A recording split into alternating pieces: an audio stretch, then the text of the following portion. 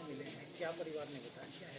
देखिए, ये उत्तर प्रदेश है, यहाँ दावे तो बहुत हैं, सच्चाई क्या है वो आपके सामने है। परिवार से बात हुई कैसे? मेरी परिवार से बात हुई, मेरी उस बिटिया से भी बात हुई। मैं उस बहादुर बिटिया की हिम्मत की दाद देता हूँ कि उसने इस अपमान के खिलाफ लड़ाई लड़ी।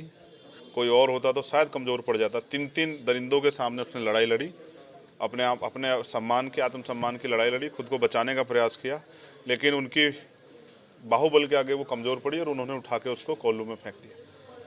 जब लोग इसको सुनेंगे तो उनको डर और दहशत का माहौल बनेगा कि उत्तर प्रदेश में तमाम तरह की कानून व्यवस्था की बात की। सच ये है कि मुजफ्फरनगर का एक परिवार जो बेरोजगारी के कारण, पढ़े लिखे बच्चे उनके परिवार में, अपने घर चलाने के लिए कोल्लू पे जाता है बागपत में, और कोल्लू मालिक 3 लोग उस बेटी को अकेला पाके उसके साथ अन्याय करने का प्रयास करते हैं। वो बहादुर बेटी अपनी लड़ाई लड़ती है आत्मसम्मान की, और जब उनके कब्जे में नहीं आती तो वो उसको उठा के जलते कोल्लू में फेंक देते हैं। वो 60% ज़्यादा जल गई है, लेकिन वो बहादुर बेटी है और वो न्याय चाहती है।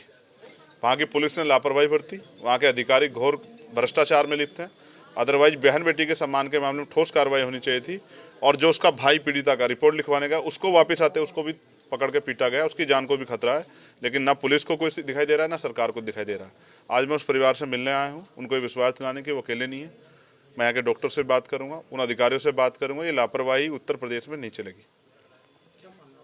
मेरी मांग ये है कि ऐसे अधिकारी, भ्रष्ट अधिकारी, जो पैसों के चक्कर में बहन बेटियों के सम्मान के साथ जो अपमान हो रहा है, अन्याय हो रहा है, उसको दबाने का काम कर रहे हैं, ना कि आरोपियों को सजा दिलाने का, उन पर सख्त कार्रवाई हो। उस एसएचओ को सस्पेंड करके उसके खिलाफ मुकदमा लिखा जाए, उसको जेल भेजा जाए, तो उसको एहसास होगा कि किसी की बहन बेटी के साथ अपमान हो और आप लोग चुप बैठें या अपने निजी स्वार्थों में जो है घटना को दबाने का काम करें।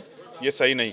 दूसरा, इस परिवार के बारे में सरकार और सरकार जुड़े लोग भी सोचें कि ये परिवार कैसे सर्वाइव करेगा। वो बेटी, उसकी क्या दोष है? वो तो अपने परिवार को पालने के लिए वहाँ गई थी, लेकिन आज उसके साथ ये जो घटना हुई है, ये उत्तर प्रदेश सरकार की लापरवाही और उनके सरकार में जो गुंडा राज चल रहा है उसकी वजह से हुई। तो सरकार को चाहिए कि उस परिवार की सुध ले और उस बेटी को अच्छे से अच्छा बेहतर इलाज करके उन आरोपियों को सजा दिलाने में मदद करे और इस परिवार का संरक्षण करे। और मुझे उम्मीद नहीं है कि जो मुख्यमंत्री दलित सम्मेलन की बात करते हैं, दलितों के हितों की बात करते हैं, दलित साथ भोजन करने की बात करते हैं, उनको इस बेटी की चीखें नहीं सुनाई दी।